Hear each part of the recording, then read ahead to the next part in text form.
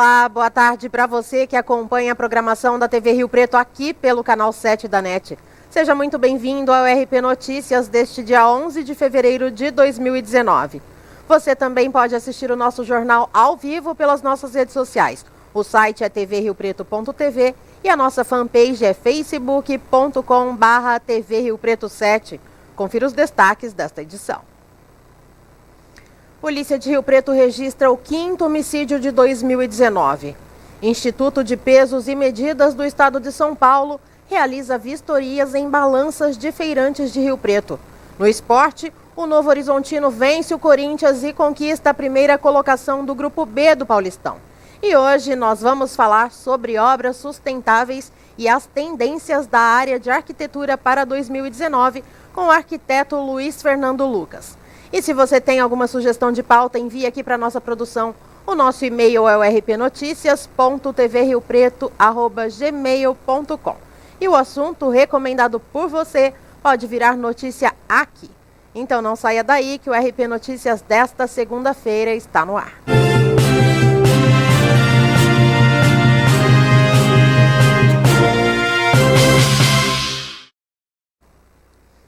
E nós estamos no segundo mês do ano ainda e diversas tragédias já marcaram 2019. E aqui em Rio Preto, a Polícia Civil registrou 5 homicídios no mesmo período.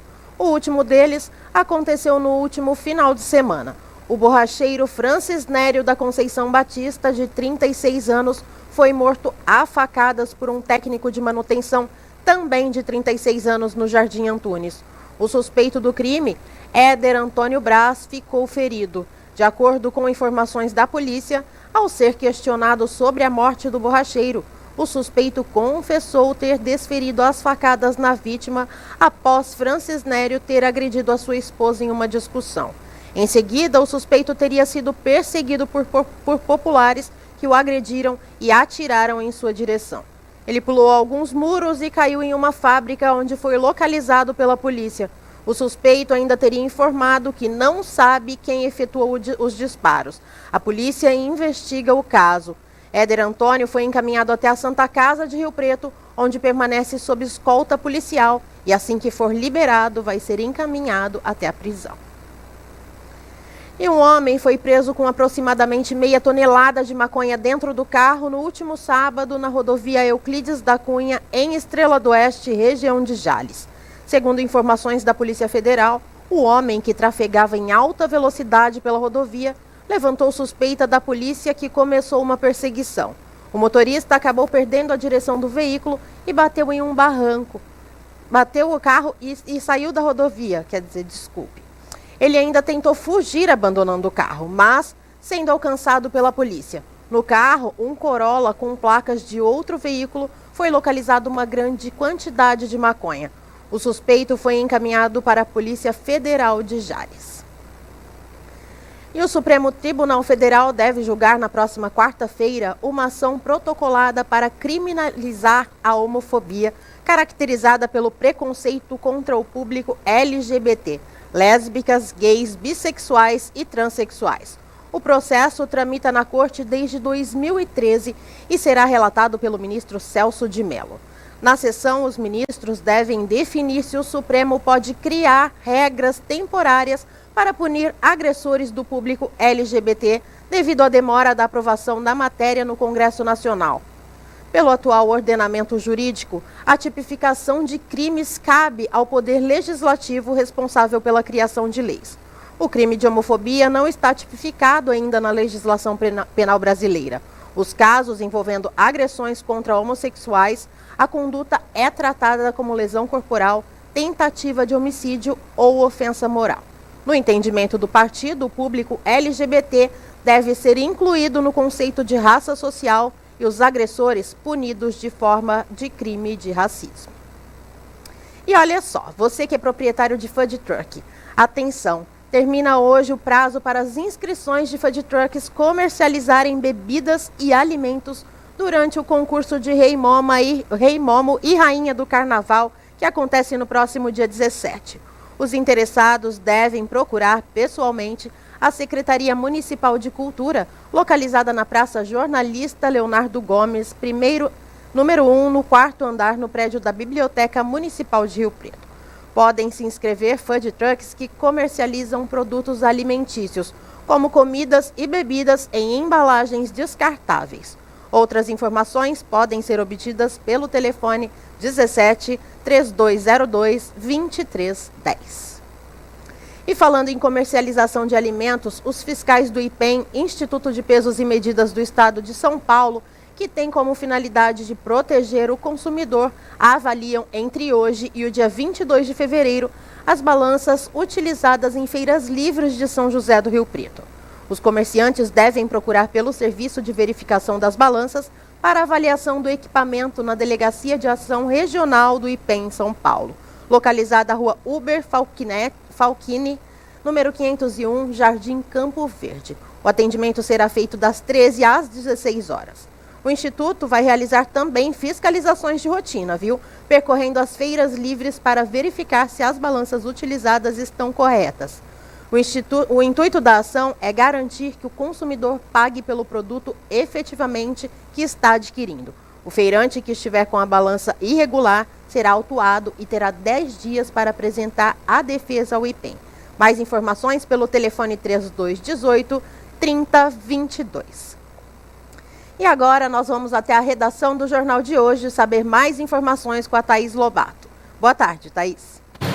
Boa tarde, Vivi. Boa tarde, internautas do Jornal de hoje, telespectadores da RP Notícias. Nos destaques deste fim de semana, uma estudante de 15 anos teve o celular furtado na última sexta-feira em uma escola estadual na Vila Macena, em Rio Preto. Ela contou à polícia que deixou o aparelho sobre uma mureta no banheiro e esqueceu. Ao voltar para pegar, já não encontrou mais no local. E depois de receber R$400 em um posto de combustível por um serviço que havia feito para um conhecido e abastecer o carro em uma das bombas, um mecânico de 42 anos foi assaltado por 2 desconhecidos. A vítima foi ameaçada e agredida com um facão na barriga. Os marginais fugiram levando R$480. E o Tribunal de Justiça deu início a estudos para a implantação da Vara Especial de Combate à Violência Doméstica e Familiar contra a Mulher em Rio Preto. O desembargador Manuel Pereira Calças, presidente do Tribunal de Justiça, garantiu que a instalação será em breve na cidade. E atenção, a epidemia nacional de sífilis tem um componente agravante em Rio Preto. A doença está avançando na faixa etária dos 10 aos 19 anos. Segundo a Secretaria Municipal de Saúde, entre 2017 e 2018 foram notificados 5.162 casos em Rio Preto. E a Prefeitura de Rio Preto abriu um processo licitatório para realizar um recapeamento de aproximadamente 188 quilômetros em todas as macro-regiões da cidade. O recap de uma das mais importantes vias de acesso à região leste, a Avenida Fernando Costa, foi concluído após 25 dias de obra, entregue nesta segunda-feira. A obra custou R$ 490.500. E há quem acredita que o Pilates é uma prática de exercício leve e de baixa queima de caloria, mas quem pensa assim se engana, pois quem pratica confirma a perda de peso, ótima definição, tonificação e ótima autoestima. Conheça mais sobre o Pilates em uma reportagem completa que está no nosso portal. Estes são os destaques de hoje. Obrigada, Vivi, e até a próxima. Obrigada a você, Thaís, pelas informações e até amanhã. Eu vou chamar o nosso apoio cultural, mas antes eu quero falar com você que sente aquele desconforto no estômago após as refeições ou que exagerou um pouquinho e sente aquela sensação de estufamento. Você já conhece a água rárida?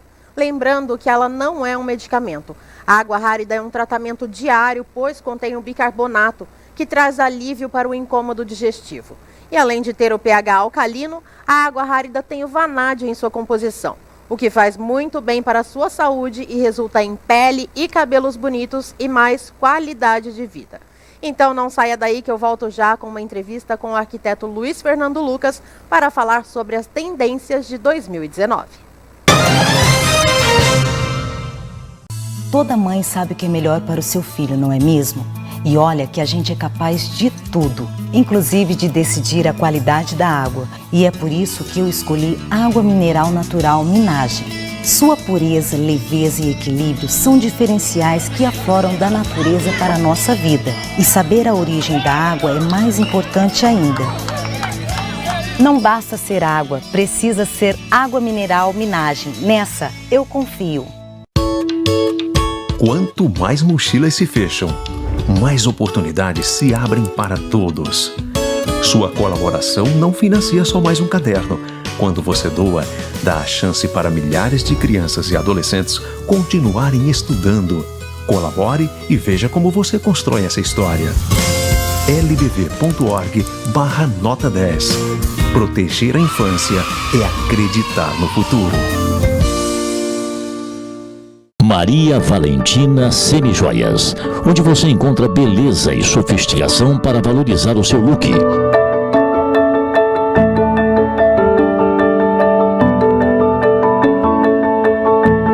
Vendas no atacado, varejo e consignado. Aumente sua renda. Seja uma das nossas revendedoras.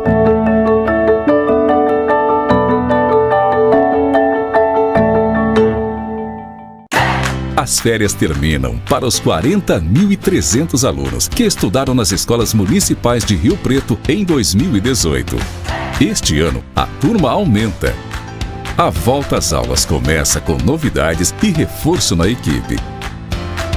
Novos professores, coordenadores, diretores e supervisores. 525 pessoas, todas concursadas. Pintura nas escolas. Ano passado foram recuperadas 42 unidades. A merenda escolar fica ainda mais nutritiva e gostosa com os produtos mais frescos do programa Alimenta Rio Preto. 137 mil refeições são servidas por dia. Ainda no primeiro semestre, chegam 20 novos ônibus. E os anjos da escola voltam a zelar pelos nossos alunos. Prefeitura de Rio Preto. Educação de qualidade para todos. E o RP Notícias está de volta e agora nós vamos falar sobre esporte. O Rio Preto foi derrotado pelo Comercial de Ribeirão Preto no último final de semana pela Série A3 do Campeonato Paulista. O gol da partida foi marcado por Romarinho aos 22 minutos do segundo tempo. E após perder um pênalti nos acréscimos, o Rio Preto acabou derrotado na casa do adversário e fica na 10ª posição da tabela com 7 pontos. Na próxima quarta-feira, o time daqui de Rio Preto joga em casa contra o São Bernardo às 19 horas. Já o Grêmio Novo Horizontino deixou os corintianos aqui da nossa região insatisfeitos.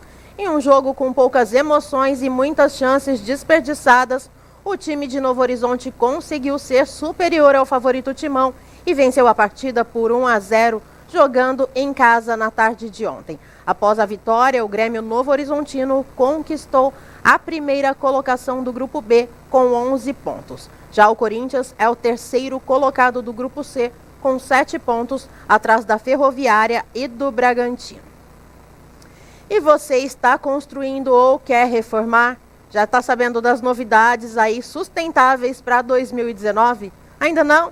Então vem comigo que nós vamos falar agora com o arquiteto Luiz Fernando Lucas para saber sobre essas novidades, falar sobre cores, sobre obras sustentáveis. Tudo bem? Boa tarde, Luiz Fernando. Boa tarde, Vivi. Tudo bem? E você? Tudo ótimo. Obrigado pelo convite. Primeiro eu quero que você fale para os nossos espectadores o que engloba uma obra sustentável. Bom, quando a gente fala de obras, projetos sustentáveis, a gente tem que pensar sempre no aproveitamento dos recursos naturais, ou seja, onde essa obra está sendo instalada, qual é a incidência de insolação, incidência dos ventos, que a gente consegue, com um projeto legal, vendo tudo isso, aproveitar esses recursos gerando um menor consumo de energia, usando menos ar-condicionado, usando maior iluminação natural, usando menos iluminação artificial. Um princípio parte daí. Com isso, a gente consegue especificar hoje equipamentos que também ajudam muito, que são as placas solares, por exemplo, que faz a utilização de energia solar, as cisternas que reaproveitam a água da chuva e materiais reciclados, que hoje no mercado tem inúmeras opções. Você já estava falando sobre isso, né? O que pode ajudar numa obra sustentável. Lembrando também, gente, que o Luiz Fernando, ele é graduado, pós-graduado. Fala um pouquinho aí pra gente. Eu sou pós-graduado em projetos sustentáveis de arquitetura e design. Então a gente trabalha também um pouco nessa área. Além disso, sou proprietário do escritório LFL Arquitetura. A gente faz projetos residenciais, comerciais, de interior de design também. E como que aqui em Rio Preto, na região de São José do Rio Preto, estão as aquisições, né? As pessoas buscam as obras sustentáveis? Sim, hoje tem uma grande procura no mercado. Eu acho que até que a questão mundial, o pensamento deu uma mudada e focada para isso. Tanto para a economia, uma economia a curto e a longo prazo de energia e de água, e tanto falando questão comercial, as empresas certificadas, elas têm benefícios. Então, esses benefícios geram diminuição de impostos para exportação, fora um marketing muito positivo para elas. E o tempo de obra? É um tempo mais curto para essas obras ou não? É um tempo normal? E você falou um pouco sobre economia. Explica um pouquinho mais para a gente como são realizadas essas economias e qual o prazo, curto e longo prazo. O tempo de obra varia da especificação dos materiais, mas basicamente é o mesmo. Agora, em relação à economia a curto e a longo prazo, foi que eu citei agora há pouco. A curto prazo tem a questão do aproveitamento dos recursos naturais. Vamos supor, uma edificação tem o aproveitamento da incidência da iluminação natural. Isso já é a curto prazo. A incidência dos ventos, uma edificação termicamente mais benéfica, também é a curto prazo. A longo prazo é um investimento grande dos equipamentos, placas solares, cisternas, que isso vai se dissolvendo ao passar dos meses na economia de conta de água e de energia. Tem duas alternativas, né? Outro dia a gente estava até comentando aqui sobre isso, de energia solar. Uma só para o aquecimento da água e outra sim, para que você faça a sua própria energia. Explica um pouquinho para o nosso telespectador. Tem as placas solares que servem para o aquecimento da água, da residência ou do estabelecimento comercial, que essa água passa por um sistema que as placas que esquentam, ela é armazenada dentro de que a gente chama de boiler. Isso é o aquecimento da água da edificação. Agora, a geração de energia também é captada pelas placas e isso faz a substituição da energia da rede. Então, a pessoa não usa a energia normal e usa a solar. Sim. Ela vira uma mini usina. Ela não usa mais a energia elétrica, mas ela fornece créditos para Sim, ela devolve para a rede. Uma coisa assim, né? Dessa forma. Então, fala um pouquinho para a gente também, antes de uma construção sustentável, o que eu devo pensar? Primeiramente, vou vender o peixe, que procurar um profissional habilitado. Especializado nessa área. Com certeza, né? É a primeira coisa. É uma coisa básica. E partir do projeto, das especificações, do estudo da carta solar, da incidência solar, onde essa residência vai ser, o estabelecimento comercial vai ser implantado. Basicamente, partir da parte projetual para essa parte conseguir fazer todo o resto da obra. Bom, e como eu falei, todo mundo deve estar curioso, né? Quais são as tendências para 2019? Tanto em cores quanto em artigos sustentáveis. Quais são as tendências para esse ano agora na arquitetura? E a tendência em relação às cores, que foi divulgada pelo Instituto Pantone, que é o instituto que faz essas pesquisas de coloração, são os tons terrosos, até partindo para essa pegada mais sustentável também, que são aqueles tons mais opacos, lembrando a terra mesmo, aquela casa da avó de fazenda de antigamente. Então, com essas cores a gente consegue fazer no ambiente, simular amplitude ou um ambiente menor. E também a questão desses materiais recicláveis como pallet, vergalhões. Tem projetos que eu uso vergalhões que sobram na obra, até pisos que sobram na obra também. Então a gente faz todo o reuso de materiais recicláveis. E deixa uma construção moderna, muito mais legal, bonita, né? E economicamente viável. Bom, agora um assunto, né, que esse final de semana todo mundo já chorou, já sofreu muito devido à morte dos meninos lá do Flamengo. Mas o assunto agora aqui com a gente são o uso dos containers para construção. Infelizmente, teve uma coisa muito ruim nesse final de semana, que foi o ar-condicionado dos containers onde os meninos do Flamengo dormiam ter pego fogo e 10 dos meninos terem vindo a óbito. Mas fala um pouquinho para a gente sobre o uso dos containers para obras e se há riscos, se não há, o que acontece. Tem muita gente que a partir desse momento fica com medo agora de utilizar, né? O uso dos containers, primeiramente, a gente tem que se atentar um pouco às legislações municipais. Tem municípios que não aceitam obras em containers, ou aceitam os comerciais e não aprovam residenciais, e muita gente não sabe disso. Isso já é um princípio. Outra coisa também é que o container ele vem cru. Essa tendência começou porque o descarte de container pelas empresas de logística é muito alto, porque eles têm tempo de vida. Então, a partir de um certo tempo, eles são dispensados. E com isso começou essa tendência de fazer obras em containers. O que acontece? Ele vem todo cru. Vamos supor que você vai fazer um estabelecimento de alimentação. tem toda uma exigência da vigilância sanitária, vamos supor, você tem que revestir por dentro, tem todo um tratamento, vamos falar de uma residência, tem um tratamento acústico também. Não é só pegar, implantar o container e morar e colocar o mobiliário. Tem toda essa questão desse custo e tem que ver se isso é uma coisa que tem um custo-benefício legal. Isso que eu ia te perguntar, qual é a diferença desse custo-benefício para eu fazer uma obra normal, uma obra sustentável e uma obra em container? Na verdade, uma obra normal tem o custo que a gente está acostumado com o projeto dos materiais padrão. Uma coisa para a gente falar sobre obras sustentáveis é que ainda os materiais são um pouco elevados, os valores. Então é isso que a gente tem que ponderar em relação a custo-benefício a longo prazo, que a economia vai vir lá na frente. Agora, obras em containers, a gente também tem que pôr no papel e no projeto essas questões. Como que a gente vai revestir internamente? Como que vai ser esse piso, esse conforto térmico? Eu vou ter que pôr isolantes, o teto vai ser teto verde, que a gente fala. Então a gente tem que colocar isso tudo na ponta do papel. O que acontece com o container é racionalidade de tempo. É muito mais rápido que fazer uma obra convencional. E, logicamente, com um profissional qualificado e tem que ser muito bem estudado para total segurança das pessoas que vão utilizar ou que seja um food truck, que é usado bastante com container, ou um escritório ou uma casa, né? Luiz Fernando, e fala pra gente então quais são as recomendações para construir uma casa sustentável ou fazer uma obra que não seja sustentável, que seja uma obra. Eu tô falando aqui normal, gente, desculpa, mas é porque eu não sei qual que é o termo que eu posso usar. Uma obra normal e uma obra sustentável, uma obra convencional. Uma obra ecoeficiente, vamos dizer assim. Uma obra ecoeficiente. Ai, meu Deus, não foi. Fala para mim, então, quais são as recomendações antes da gente começar essa obra e pensar no que eu deveria fazer. Será que eu faço uma obra convencional ou que eu busque uma obra sustentável? Porque o futuro é sustentável, né? Uma obra ecoeficiente foi o que eu te disse. A economia a longo prazo é muito interessante. Então, financeiramente falando, é muito interessante e muito viável. O que a gente não pode dizer, Vivi, é que eu coloquei um aquecedor solar e eu tenho uma construção sustentável. Que a gente, quando fala sustentabilidade, a gente fala de 3 pilares, que é o ambiental, que é o mais falado, o social e o financeiro. Então, vamos supor, eu fiz um projeto, uma obra sustentável. Da onde que vem esse material? Qual empresa que eu comprei? É uma empresa de procedência? O trabalhador que vai executar essa obra, ele é registrado, tem uma vida legal, ou vai chegar na casa dele e não tem saneamento básico, não tem nada.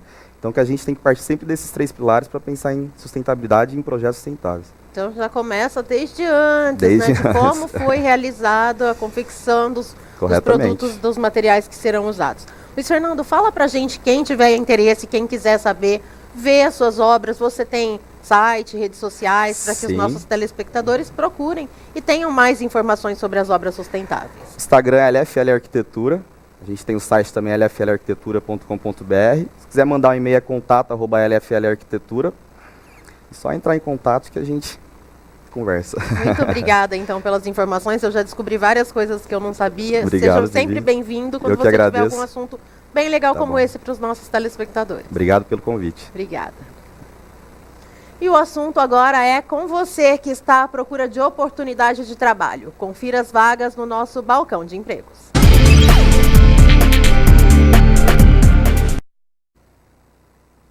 Uma vaga para faxineira do sexo feminino, uma vaga para inspetor de alunos para pessoas com deficiência para ambos os sexos, uma vaga para operador de caixa com experiência em restaurante para ambos os sexos, uma vaga para trabalhador rural para o sexo masculino e 10 vagas para vendedor porta a porta para ambos os sexos.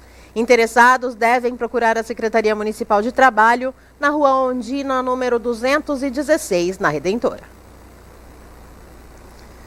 E o RP Notícias de hoje fica por aqui. Se você quer rever alguma reportagem ou notícia, siga o RP nas redes sociais.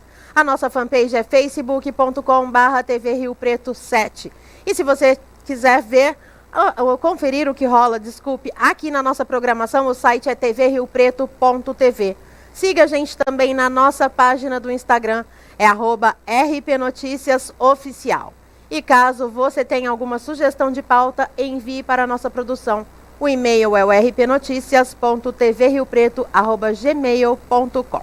Eu espero você amanhã ao vivo aqui no canal 7 da NET. Tenha um ótimo dia e até lá.